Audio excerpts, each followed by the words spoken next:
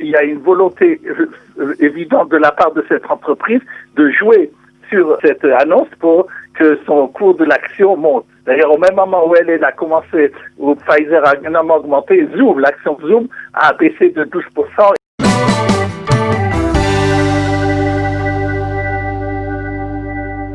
Docteur Daniel Gouinaï, bonjour, Boker Tov.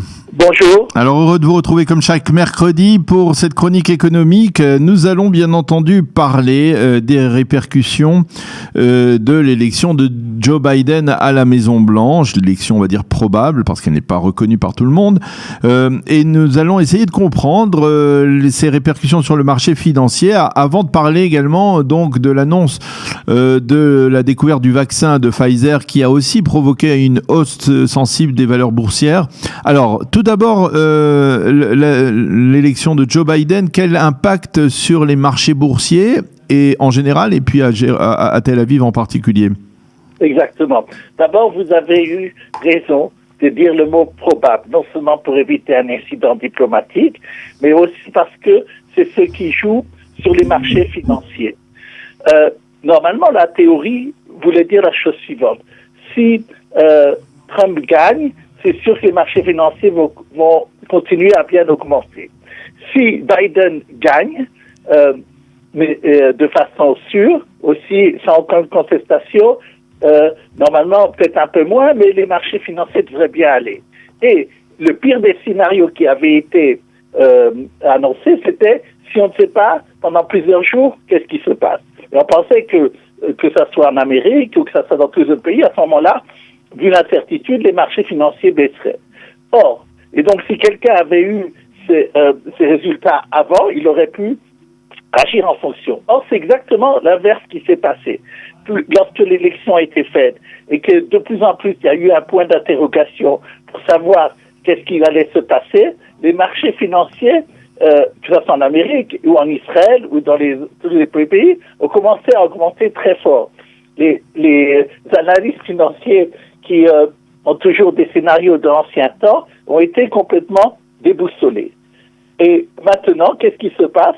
Plus Biden, ça commence un peu à être plus sûr que c'est lui qui va être, les marchés commencent, surtout en Amérique, depuis 2-3 jours, à rebaisser. Alors, les gens ne comprennent plus rien du tout.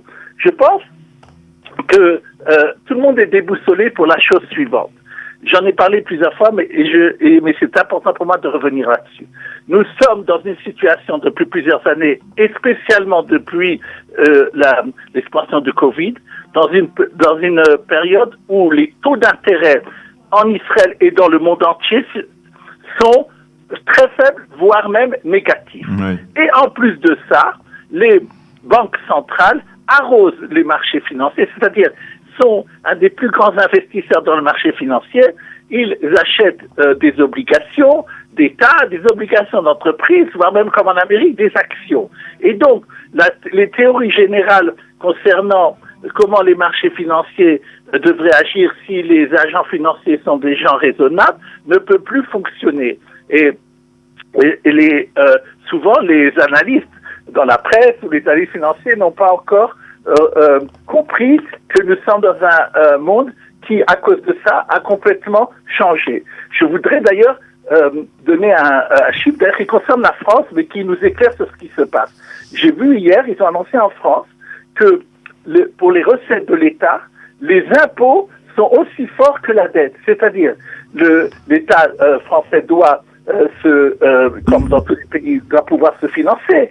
Et il se finance à moitié par la dette et à moitié par les impôts. Uh-huh. Donc ça veut dire qu'il a toujours très intérêt à ce que les taux d'intérêt en France ou dans le monde entier soient très faibles. Et les banques centrales dans le monde entier, que ce soit en Amérique, en Europe ou en Israël, jouent une politique de plus en plus gentille par rapport aux investisseurs et déboussole tout ce qui se passe. Et je crois que c'est cette analyse qui nous permet de voir qu'est-ce qui va se passer.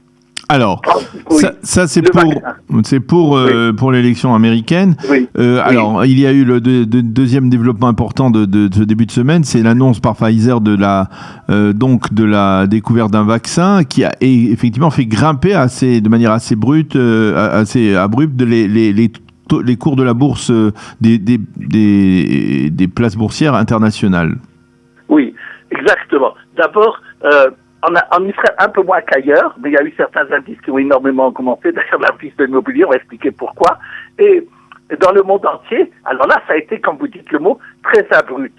Maintenant, ils ont fait remarquer que Pfizer, lorsqu'il a fait son annonce qu'il avait trouvé, qu'il avait des très bons résultats concernant son vaccin, a en même temps publié dans l'annonce, voici mon code au Nasdaq si vous voulez m'acheter. Et beaucoup ont fait remarquer, je pense qu'il faut le voir comme ça aussi, il y a un grand mélange ici d'intérêts financiers avec une perspective médicale. Je ne sais pas jusqu'à où ça va, je ne vais pas faire des théories complotistes, mais ça paraît extrêmement, il y a une volonté évidente de la part de cette entreprise de jouer sur cette annonce pour que son cours de l'action monte. D'ailleurs, au même moment où elle a commencé, où Pfizer a énormément augmenté, l'action Zoom a baissé de 12% et son créateur a perdu des milliards de dollars en un jour. Maintenant, donc, qu'est-ce qu'il faut voir par rapport à ça? C'est justement que il y a eu, il y a de l'argent, comme je viens de dire avant, qui est liquide dans tous les pays. Et malgré la crise, il y a de l'argent qui n'est pas placé, qui est en attente. Et dès qu'il y a une nouvelle ou quelque chose qui se passe qui pourrait faire changer les choses, alors immédiatement, les investisseurs reviennent un peu sur le marché et font augmenter en un jour ce qui ne s'est pas passé pendant peut-être même un an. En Israël, par exemple, le secteur immobilier qui avait été très très atteint en bourse et aussi, on pense, si on achète le marché locatif en Israël, on parle de baisse énorme par rapport aux locations qui sont faites en ce moment. Tout d'un coup a augmenté parce que les gens se disent s'il y a de nouveau une croissance économique, alors il y aura de nouveaux achats, il y aura de nouveau, les gens vont de nouveau louer, etc. Il faut dire que en Israël, en ce qui concerne le secteur immobilier, pas du locatif, mais des achats, nous avons souvent souligné que il y a énormément, malgré le confinement et dans la période d'octobre où il y a eu tout le confinement, il y a eu énormément de ventes d'appartements qui ont été faits parce que les banques hypothécaires en Israël, Mashkantaot, donnent des prêts à des pourcentages très très faibles vu la politique de la Banque d'Israël. Alors, ça c'est pour les deux sujets qui se rapportent aux places boursières. Je voudrais que l'on reparte d'un sujet dont on a parlé tout à l'heure dans les journaux, dans le journal et dans la revue de la presse, puisque c'est mentionné très en évidence dans la presse israélienne. C'est ces fameux îlots touristiques qui devaient rouvrir hier, dont on attendait beaucoup et qui finalement sont restés fermés pour différentes considérations. Certains diront des considérations politiques, d'autres des considérations sanitaires. Expliquez-nous un peu de quoi il s'agit.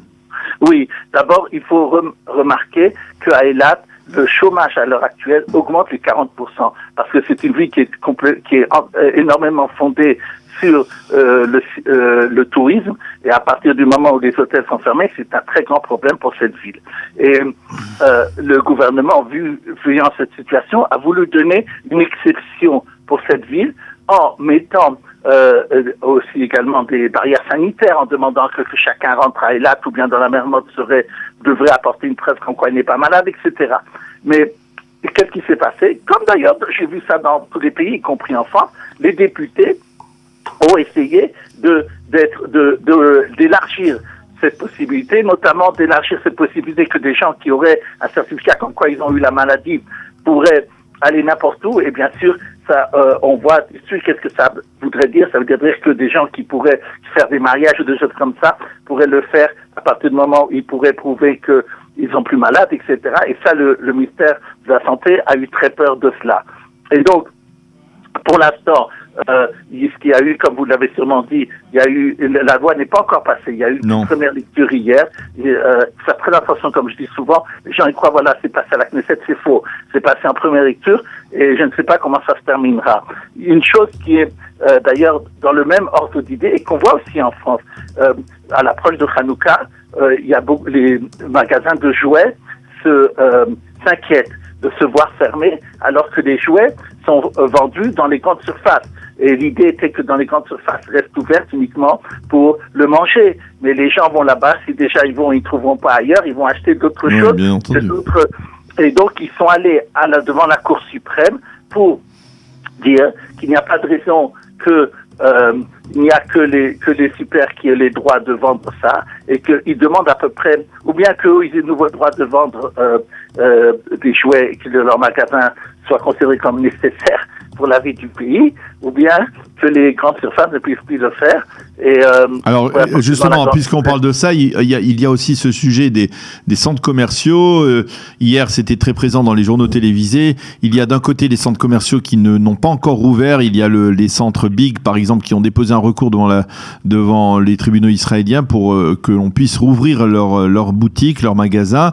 Et parallèlement, il y a l'exception, l'IKEA, qui, à nouveau, comme c'était le cas lors de la première vague, va rouvrir ses portes. Alors pourquoi ces différenciations, cette ségrégation, on va dire, entre ces centres commerciaux et Ikea qui sort toujours haut la main, se débrouille toujours pour sortir, être une exception à la règle? D'abord, Ikea a décidé aujourd'hui finalement de ne pas ouvrir, d'attendre encore 24 heures.